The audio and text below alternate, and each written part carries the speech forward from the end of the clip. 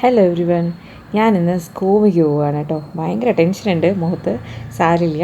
പക്ഷേ ഞാനിത് പോയിട്ട് അവിടെ ആദ്യം നമുക്ക് സൈൻ ചെയ്യാനായിരുന്നു ഉണ്ടായിരുന്നത്. അപ്പോൾ സൈനൊക്കെ ചെയ്തു.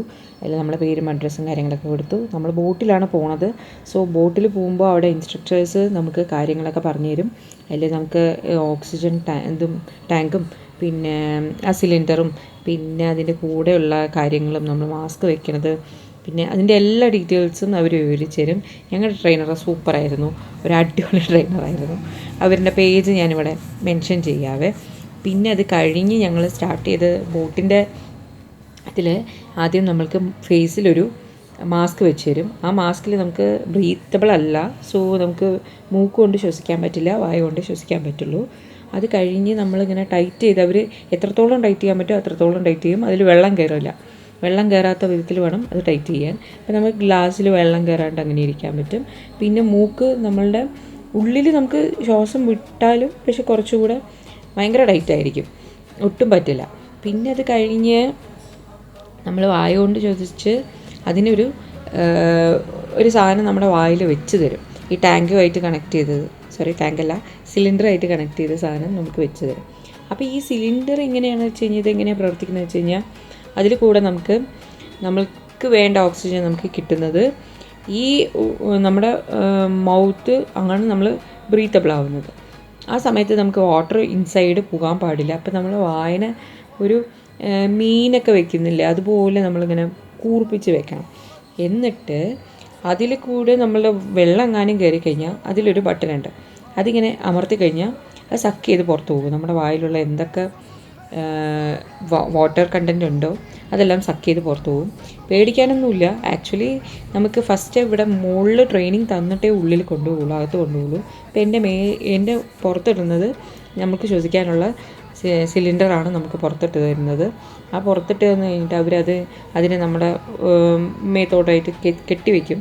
പിന്നെ അതുപോലെ അതിലൊരു സാധനം കൂടി ഉണ്ട്, നമ്മുടെ വെയിറ്റ് കൺട്രോൾ ചെയ്യുന്ന സാധനം. അപ്പോൾ ഓരോ വെയിറ്റ് ഇടുമ്പോൾ തോറും നമ്മൾ താഴോട്ട് പോകും. വെയിറ്റ് എടുക്കും തോറും നമ്മൾ മുകളിലോട്ടേക്ക് പൊന്തി വരും. അങ്ങനെ ഒരു സാധനമുണ്ട് ഇതിൽ കൂടെ തന്നെ.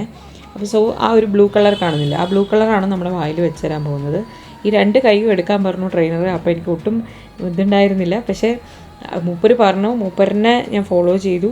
അതുകൊണ്ട് ഒരു ടെൻഷനും ഇല്ലാണ്ട് ഞാനിങ്ങനെ നൈസായിട്ട് പോവാണ്.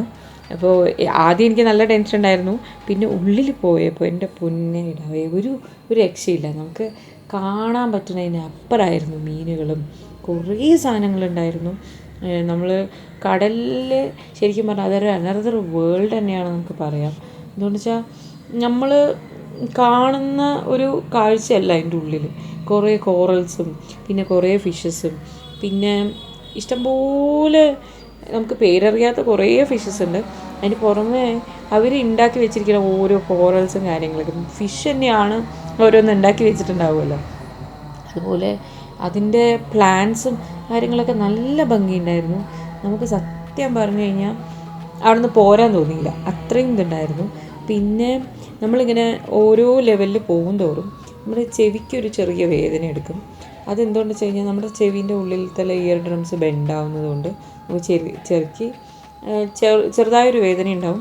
പക്ഷെ അത് നമ്മൾ ഉള്ളിൽ പോയി ഒക്കെ കാണുമ്പോൾ പിന്നെ നമുക്കതൊന്നും തോന്നത്തില്ല. അത്രയും ഭംഗിയുള്ള ബ്യൂട്ടിഫുൾ ആയിട്ടുള്ളൊരു വ്യൂ ആണ്. അതിൽ ഞാൻ എന്തൊക്കെ കണ്ടു, എങ്ങനെ പോയി എന്ന് പറയുന്നതിനെക്കാട്ടിയും നിങ്ങൾ ലൈഫ് ടൈം ഒരിക്കലെങ്കിലും സ്കൂബ ട്രൈ ചെയ്യണം. എന്തുകൊണ്ടെന്ന് വെച്ച് കഴിഞ്ഞാൽ എൻ്റെ റിയൽ എക്സ്പീരിയൻസ് വഴി ഞാൻ ഈ കണ്ട കാഴ്ചനെക്കാട്ടിയും കൂടുതലായി ഞാൻ കണ്ടിരുന്നു. പക്ഷേ വീഡിയോയിൽ കുറച്ചേ അവർ പകർത്തിയിട്ടുള്ളൂ. ഇതിൽ കൂടുതലായിട്ട് കാര്യങ്ങൾ നമുക്ക് കാണാൻ പറ്റും. ഞാൻ ഒക്ടോപക്സിനെ കണ്ടിട്ടുണ്ടായിരുന്നു, പിന്നെ ടേർട്ടിലിനെ കണ്ടിട്ടുണ്ടായിരുന്നു.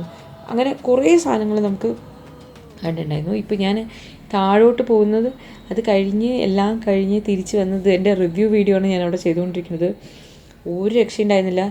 ഭയങ്കര ഹാപ്പി ആയിരുന്നു ഞാൻ വീണ്ടും ഒരു റൗണ്ടും കൂടെ അവരുടെ അടുത്ത് ചോദിച്ചിട്ടുണ്ടായിരുന്നു. അപ്പോൾ അവർ തമാശയ്ക്ക് ഓരോന്ന് പറഞ്ഞു.